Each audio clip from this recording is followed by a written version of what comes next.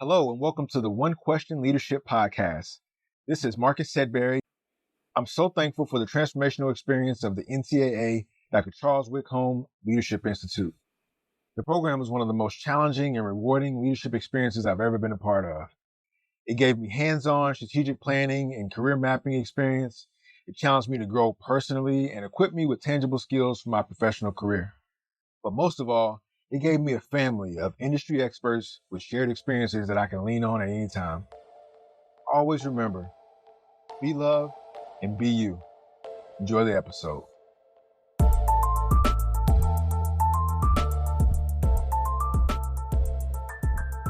Greetings, this is Ty Brown, and welcome to the One Question Leadership Podcast, where we highlight executive and organizational leadership. Be sure to follow us on Twitter and Instagram at 1Q Leadership. Our guest today is Jessie Gardner. Jessie is an Executive Senior Associate of Leadership and Culture Development and Senior Women Administrator at UNT. Greetings, Jessie. Good morning. Thank you. Glad to have you on. Always glad to be here. So I've always looked at you and saw how you've done things and consider you an overachiever, right? Somebody who looks for the line to achieve and overachieve. Not just a little bit past the line, but way past the line where you know you're overachieving. And sometimes you wonder why that is with people. But what I found out about you is both of your parents were student athletes, right? And so if you grew up in a household with two student athletes as parents, the overachieveness is probably like rampant in the household.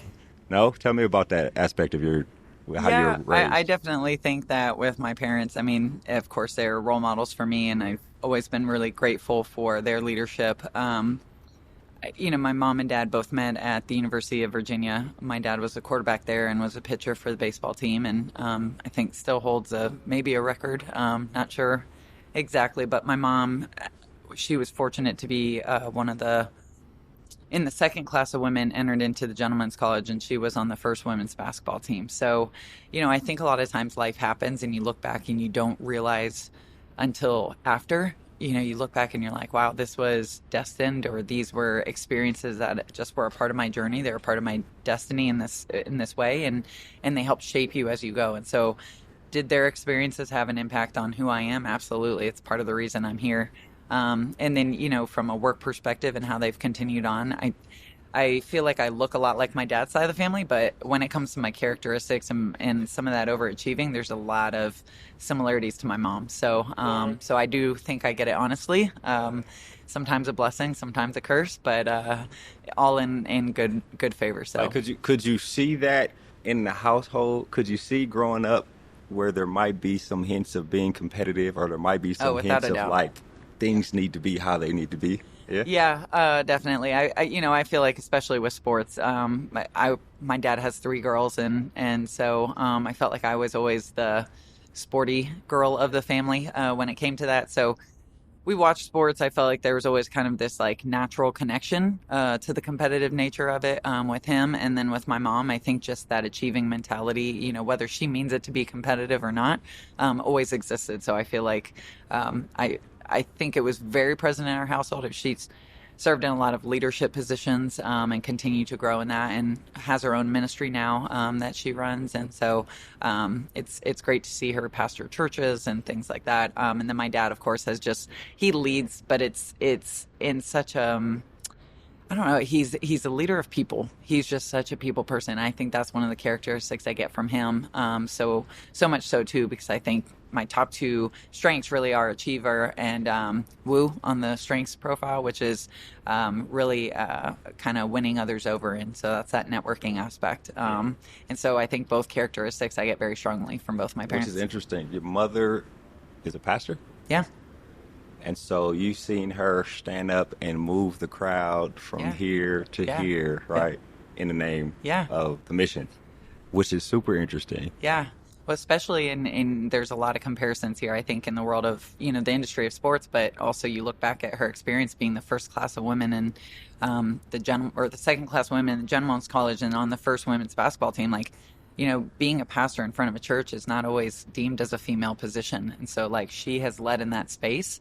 And so this, Women Rise by lifting others. And I admire her for just so much of what she does and how I've gotten to see her in that space. And I feel like that has impacted who I am, in the sports world as well. The Gentlemen's College. Tell me what that is. I'm not Just familiar with that. Yep. So just Virginia used to only be men. Okay. And so when they finally let in the first class of women, I believe my mom was in the second class, but Okay. she was on the first women's basketball team. Oh, really? Yeah. Oh, that's And- significant. Yeah, and she, it's so funny. One of my favorite stories that she told me growing up was the fact that her very first basket for college was in the wrong bucket because they had just changed the rule where you couldn't have a defender, and she was always a defender on the offensive side. So she would rebound and put it right back up, and so she was playing defense and accidentally did the same thing. Oh, man. Coach probably hit his head on the wall. Like, what are we doing? Oh, yeah, bro? she looked over, her coach's hands were wide in the air. Like, Like, what are you doing? Like, LeBron. Like, what? Come on, bro.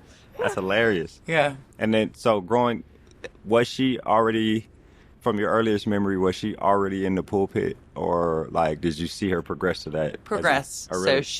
So she was working. She worked for Easter Seals for a long time, and she used to teach adults with disabilities, and she was always in these executive roles. It's like she couldn't run from it. And then she transitioned over into the church, and she started working really under our pastor, and that's kind of where a lot of that got started. But from the highs and the lows, I mean, the achiever can sometimes be something. It's heavy burden sometimes, to carry, and so she had to navigate that, manage that, and so that's again where I see a lot of it come for me.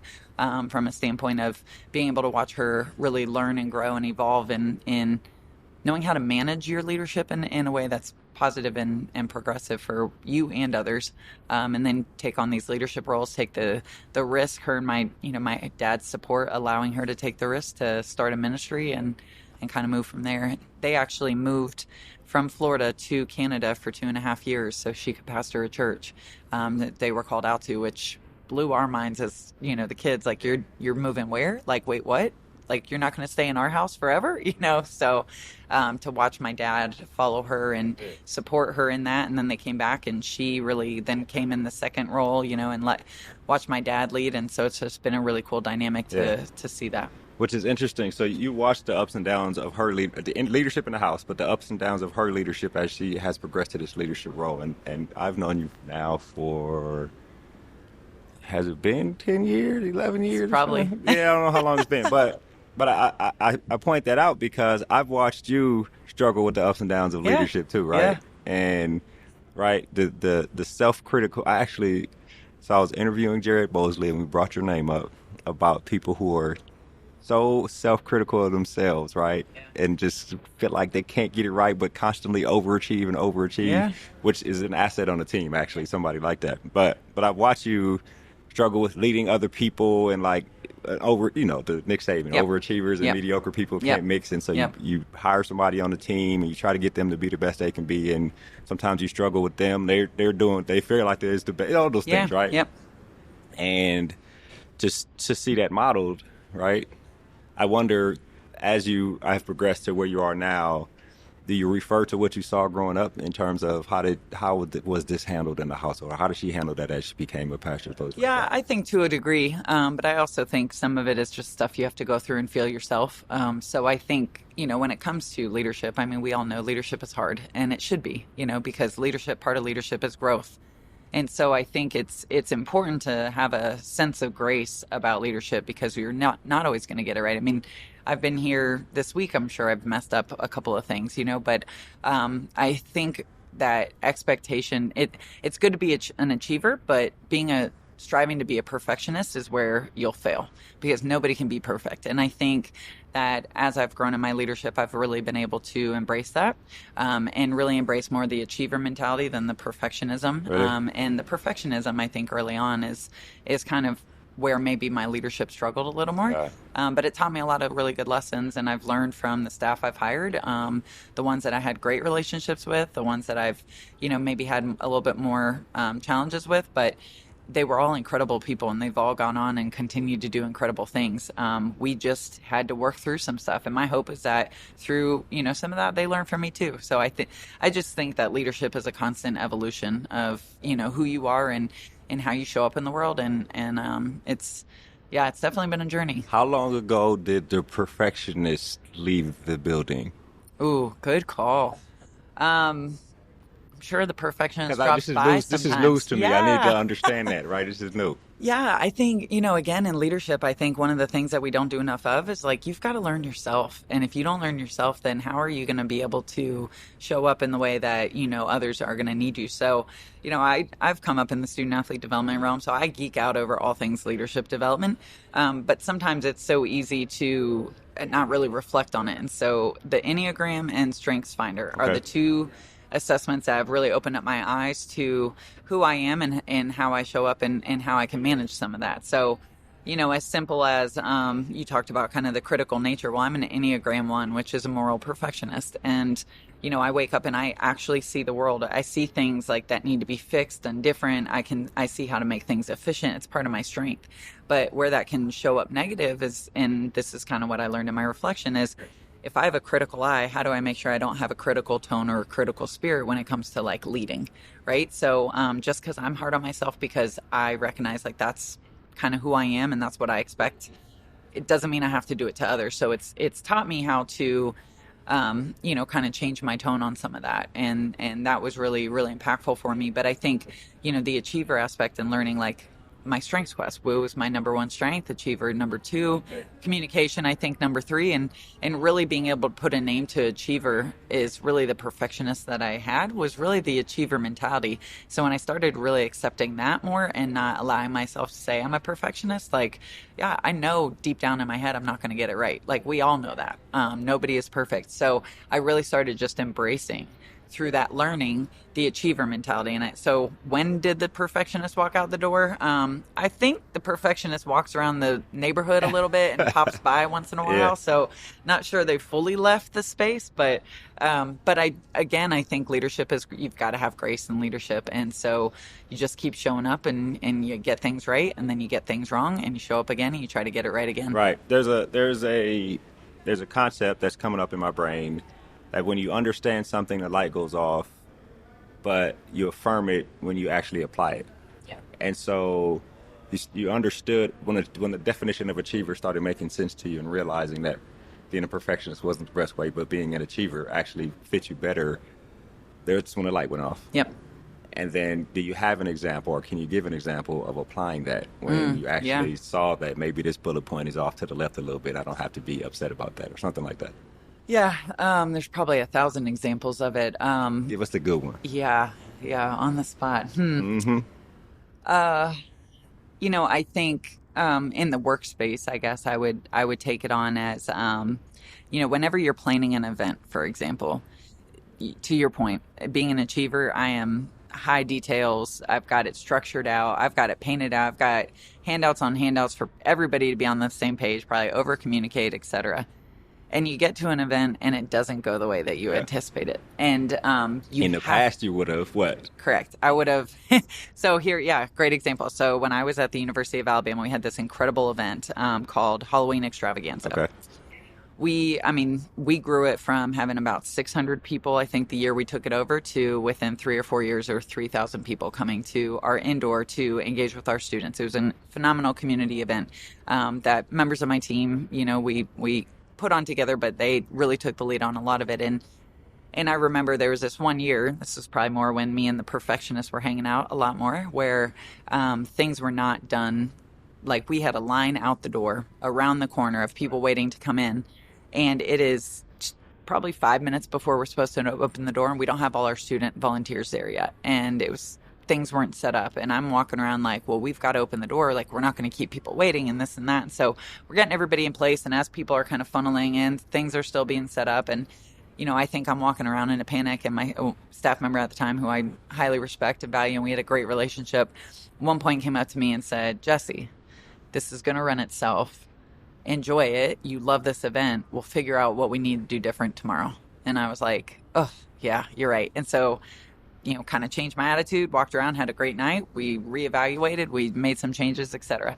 Fast forward to UNT and, similar event, or not event, but similar kind of thing, right? You set things up, it doesn't go exactly how you want, and you have to remind yourself that nobody knows that but you. Exactly. And so, like, that's where I've seen it change, right? Like, nobody knows it but you. If the objective is accomplished, if it's done the way, if your staff members are, they want it to be just as perfect too. And they try their best to do it, and things are going to go wrong. And as a leader, I've also learned you've got to really support them in that. They got to know that you have their back just as much. And so I feel like that's been the learning for me. Yeah, which is excellent. One thing Jared Mosley said when I brought your name up, he brought up 2 other people who else are on senior staff there and said everybody's the same way, self-critical, overachiever. I wonder, is there a overachiever radar? Like, can you, when you're working with these people, can you tell when somebody's leaning? Without a doubt. Yeah.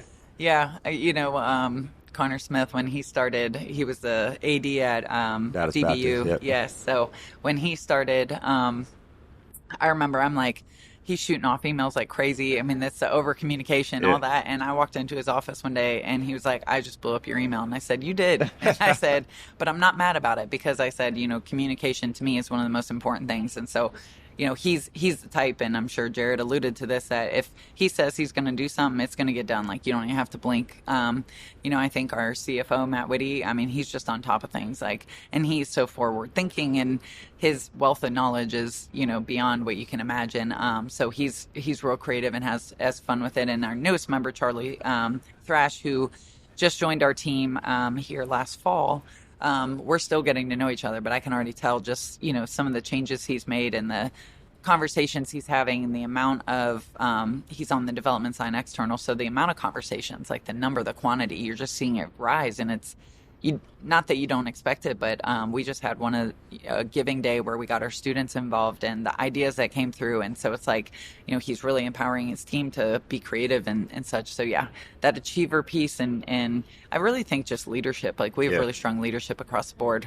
So I'm really grateful for the team we get to work with every day. Which is excellent. I'll ask a question here and then we can wrap. People that report into you. Yeah.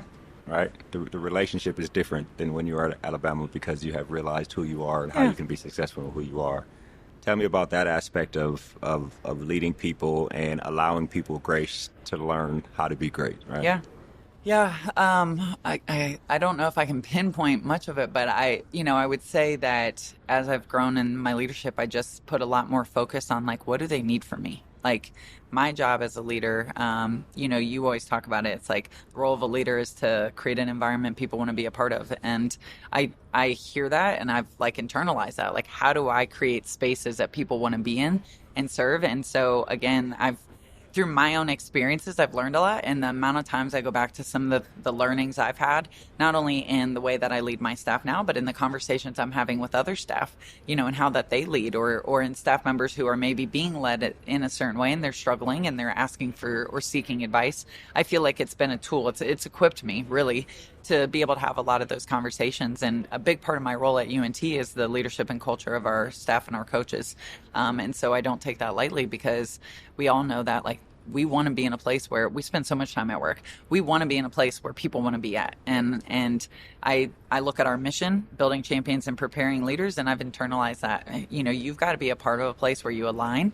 And when you look at our mission, you look at our core values, people and their growth, integrity, success, like, these are all things that I think the more that you continue to internalize and align, the more it just pushes you to act in those ways. So, with my staff, I would say I just try to figure out what it is that they want to accomplish. And, when my staff members always chuckle and mess with me a little bit, because they'll bring an idea and I'll say, okay, let me, I'd like to challenge you, or I would consider, and so they have certain phrases that they say, and they know what that means. That's hilarious. And so I started catching on when 2 of my staff members, they kind of both smiled and laughed. I'm like, what's going on? They're like, nothing. You just, I challenge you. And they're like, and so that just tells me we have good nature. We have a good time. Good. They understand the language. At some point, they'll say it to somebody else. Yeah. Oh, and I've already heard them do it. Oh, really? So it's quite comical. But I would say that it's I support them. I want them to know I have their back, and the reality is I know that they have my back, and that's big. Trust is so huge in leadership. Yeah, which is excellent. Well, Jess, I really appreciate you joining us here on the One Question Leadership Podcast. It sounds like UNT has somebody special in the office working. I appreciate that. I feel very grateful to be there. Yes, ma'am. That was Jessie Gardner. She is the Executive Senior Associate Athletics Director for Leadership and Cultural Development and Senior Women Administrator at University of North Texas. And of course, I am Ty Brown with one question. And keep in mind, the role of a leader is to create and maintain an environment that people want to be a part of. And as always, be better tomorrow than you are today.